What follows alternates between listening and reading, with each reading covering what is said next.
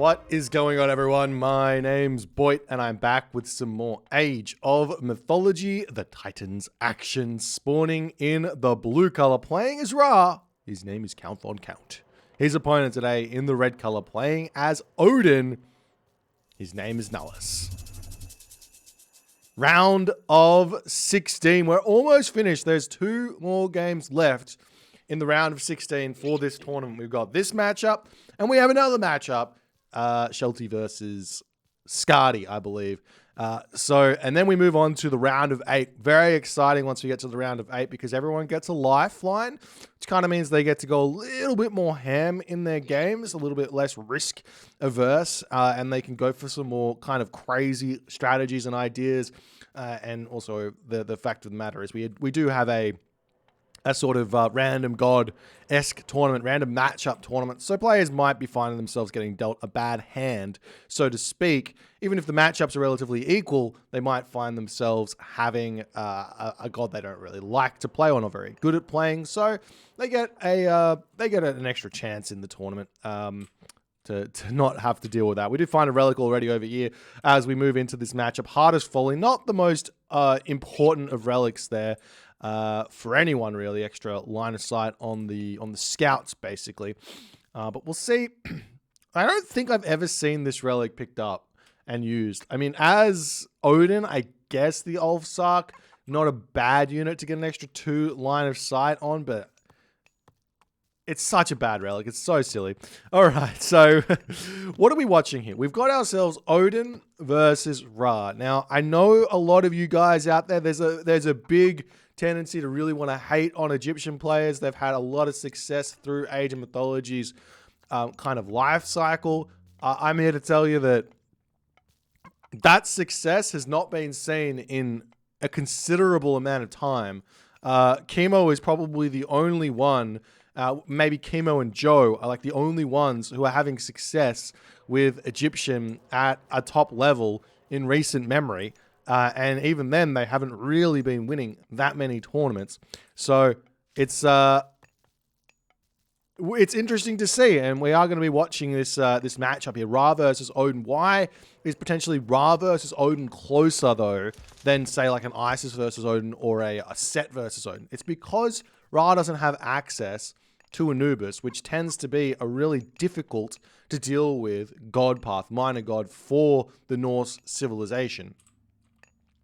As the villagers are starting to move forward, we're going to be eating these deer up in the middle of the map. So if it's the case that Ra doesn't have Anubis, what can Ra do to find his advantage versus Odin? Well, he does have a really, really strong strategy in like Bast kind of Hathor Horus shenanigans. But the more we see this strategy, the more top players have been able to just say, you know what, this strategy is cheese, and there is a simple, easy way to just defend it and be in front and find advantages.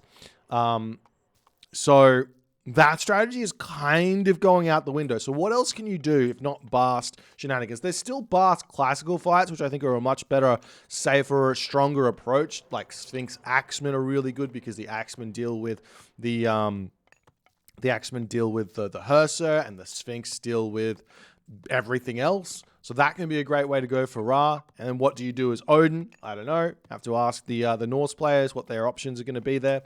But generally speaking, just simply playing a Ptah style does open up a very, very interesting, strange game where potentially, as we see Heimdall coming through here for Nullus, where potentially things can go very, very wrong for both players in this matchup. So we'll see what Count on Count's going to be wanting to go for here. He does look like he's going for a later advance line, which means he wants to stay one town center. He is going for Ptah, which might change that knowledge there. But with Heimdall coming through for Nullus and the temple in his main base, I've talked about this before.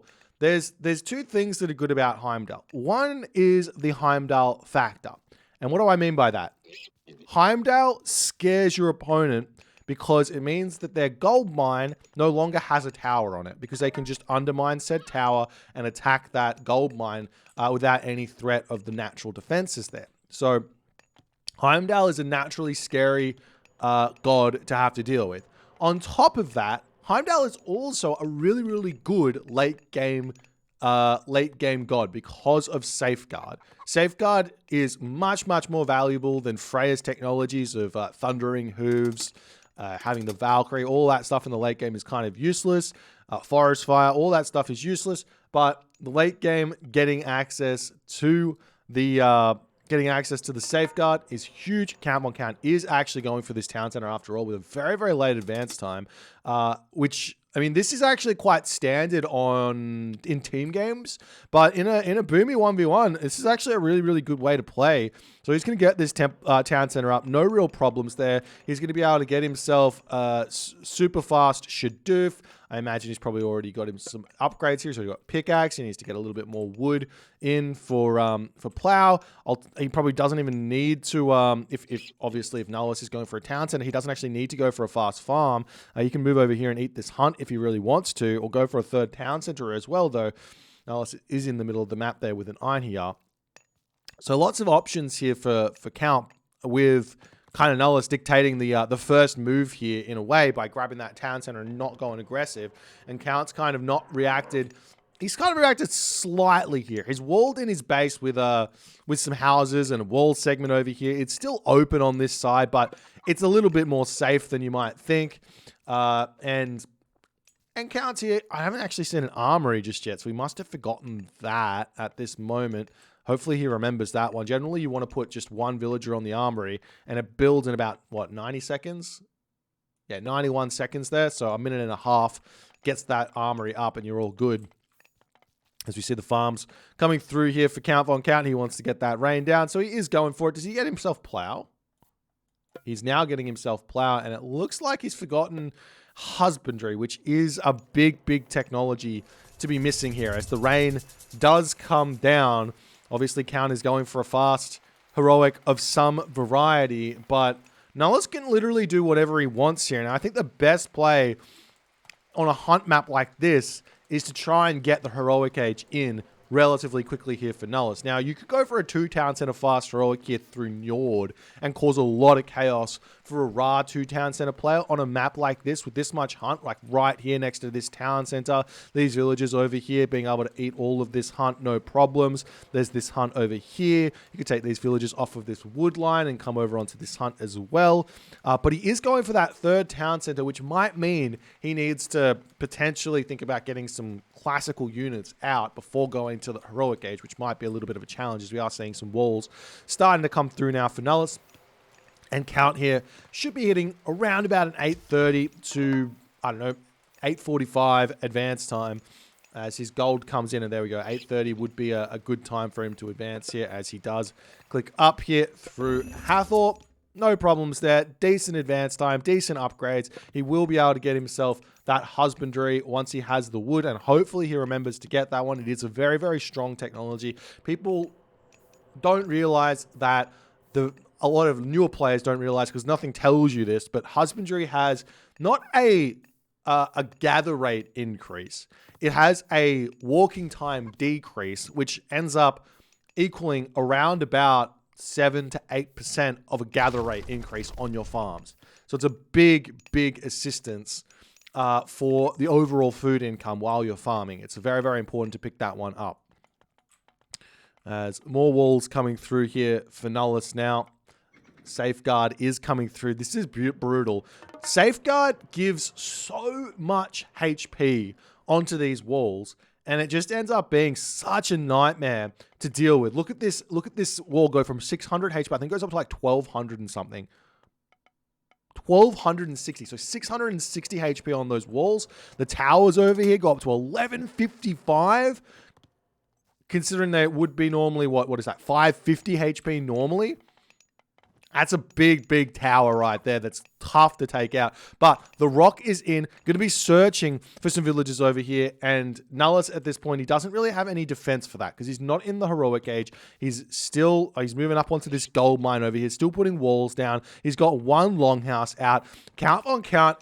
What he can do here, there's two options here. He can save the Locust for a kind of timing attack, which might be a good idea, or he can go for a YOLO Locust in an attempt to try and kill off a bunch of villages, which might also be a good idea as well. But we don't actually see Count dropping his siege works, which basically indicates that he doesn't want to go for a any sort of timing attack. So what he probably should be thinking about doing is going for the third town center, or going for the Mythic Age as fast as possible. As the rock flying through here, that tower doesn't get any bonus damage, but the rock is going to take a good amount of pain here. Could locust these villages, 6 villages over here. Could locust these dwarves, 10 dwarves over here. It is always going to be a little bit of a gamble on whether or not you actually get some damage done over here, as that rock is still getting taken out. Locust does end up getting dropped down. Villagers all taking a bunch of damage, but no villagers dying to the Locust. The Wadget is in to get some good damage done, but Nullus is in with his Hersir over there as the army trying to break down this gate over here with nothing else remaining there. We do see a marker coming up on this position. We do have a map that's kind of circled in, kind of similar to Gold Rush, obviously without all the gold mines in the center and all of that other stuff. More of a standard map, but with the map being kind of closed in a bit. But the dwarves get sent back. Didn't really lose all too many. 1, 2, 3 dwarves dead, and a lot of very low HP dwarves on that position, as the chariot archer and cavalry do manage to make it through. There's this position not walled off, so now the raids are going to start coming in. Count not paying attention takes a lot of damage onto that Petsukos there, but villager differential here. Somehow, some way, Count von Count on 2 town centers, he is in front on the villager count. So he's going to be really enjoying the position he's in. But Skadi coming through, town center coming in for Count von Count as well here, as the villagers over on this position as well. No walls up to defend this one, and Count, he's never going to stop raiding. He is one of the best raiders in the game, and he does decide to hit the shifting sands onto this position, hitting those low HP dwarves to boot, as they will start retreating away. We see the Wadget moving up onto this position over here as well, as more units can keep pushing through and hit this gold mine over here if he does choose to do so. Oxcart goes down. Wadget going to get sniped down there by that Hersir. Nullus is trying to just bounce off this raiding pressure, which Count on Count is putting onto him. The villagers are attempting to retreat away. Where are they going to go? This rock here is in, and he can very easily jump through the rock, jump over these walls, chase those villagers. These villagers are not safe here in the slightest. If Count on Count wants to just do that, it's not a difficult thing to do in the slightest, and the ox cart will go down as well, as the rock pops in here, going to pull over this position. The villager's going to be retreating yet again. I think just taking out that ox cart and calling it a day here wouldn't be a bad idea. And the villagers will mostly get away from here. Thank you for the prime there. Qui AOT, appreciate you, my friend. As donkey caravans actually started already here for Count on Count. This is not a good trade route in the slightest here for Count. I'm not even sure where a good trade route would be on this map. Potentially like all the way over here would probably be the best of ideas, but we see a Migdol stronghold going up on the front here, as the army of Count von Count still looking for raids. Nullus is not able to be stopping these, as the dwarves here getting sniped down by just a handful of units. Lots of damage still coming in onto Nullus in this game, as Count von Count is really enjoying his position here. But the rock getting targeted down by the watchtower. He's going to lose all of these units if he's not careful. He does drop them in time, but now his units are stuck inside of Nullus's base here. He does pick up a couple of more villagers on this position, as Shaft Mine, medium infantry, Axe of Muspel coming through as well. Crenellations coming through, as the army now going to be retreating away. Finds even more villagers over on this position, as the army still chasing those dwarves away here. Count von Count, it looks like he's heading to the Mythic Age as well. He probably should consider stopping the camel caravans, which he has done, and just get himself to the Mythic Age. A Horus timing here is going to be so brutal onto Nullus's economy. Nullus is sitting at 50 villagers at the moment, and not only that, lots of idle time forced here in this game to boot. These houses coming up on this position aren't easy to build either, as Nullus is actually housed moving forward. One dwarf falling in that position as the villagers retreating back over here. The Frost Giant going to come through and try and defend this one here, as the dwarves all the way back up onto this position, grabbing this gold mine over here. And Nullus actually not building villages, as Horus is now clicked up. Count on Count is in full full steamroll mode here. He is ready to just push through Nullus's main base, but Nullus is still staying close to Count Von Count in this game. He's still got 2,000 score. He's still got his frost. He just needs to get up to population, get a good frost off, and he might be okay here to survive into the mid to late game. Obviously, Norse not like the best of late game players when playing from behind. If you've got an advantage and you get to the late game, yes, you will be able to find the victories, but we'll see how things are going to go as the frost comes down on only 7 units here. Nullus, that is not the play you're looking for with a frost ever, but he's going to attempt to keep himself alive here. He's got himself 3 ox carts surrounding this position. A hill fort attempting to come up on this position as well, as Nullus has now got all of his houses down. The chariot archers are retreating away, and Count Von Count needs to get into a position where he can just motor through this location here, because this is all that matters. Push in here, take this town center with a tornado, and take it for yourself. Cause a lot of grief here for Nullus in this game. He's also got the opportunity of switching in to Axeman with Axe of Vengeance here to start tearing through buildings as well, which will be a really, really difficult thing to deal with. There's more villagers here. I mean, what is he going to do? He can't really move onto this gold mine over here either. There is a frost giant there to defend that position, but it's only so good as the chariot archers. I mean, they could also tornado this town center here to take the villages off of those farms and cause a little bit of damage there. And it does look like that's what Count Von Count wants to do here, as he sends his cavalry in to fall as the tornado goes down. Villagers taking a little bit of damage, but no villagers falling there. Town center will end up being finished off. Still, it looks like Count Von Count doesn't have a siege works anywhere, but he's gearing in to this Axeman spammage, as he doesn't quite have the wood, I don't think, for his upgrade. How much does it cost? Yes, he does. 300 wood there. Just a little bit more wood to get Axe of Vengeance in, and those Axemen are going to be a problem here for Nullus to deal with. Not only that, we also see the Avenger coming in, going to be picking off villagers. Look at all these low HP villagers there, and in that moment, Nullus does tap out. Ladies and gentlemen, Nullus went for a very, very boomy approach to this game, and I love the idea of a safeguard walled Norse player, but he just didn't get the walls up to actually defend his base.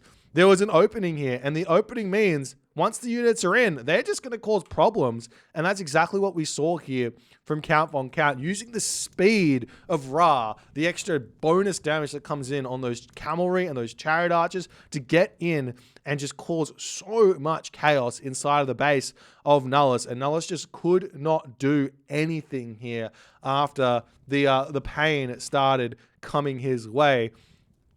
Good lessons to be learned here, though, for Nullus. If you want to go for this walling strat, this 3 town center strategy, which we have seen work against Ra, you got to get those walls completely set up. Things like maybe a wall over here, and then this wall over here, and then a wall over here would have been much better than the greedier walls pushing forward here and not actually claiming all too much area. He probably would have been able to get them all up, in all honesty. In fact, he's got everything at the top all walled up, but it's just that bottom that let him down. So being a little bit more conservative with the walls rather than greedily putting them up forward might give him more of a chance to get those up, and then delay as the kind of saying goes, when you boom, delay, and you will find yourself in a good position. But first game there, going for Count Von Count, a solid start to the series. If you guys enjoyed this game, please consider hitting the follow on the Twitch. If you're on the YouTube, hit that subscribe button, and I'll see you guys in the next game.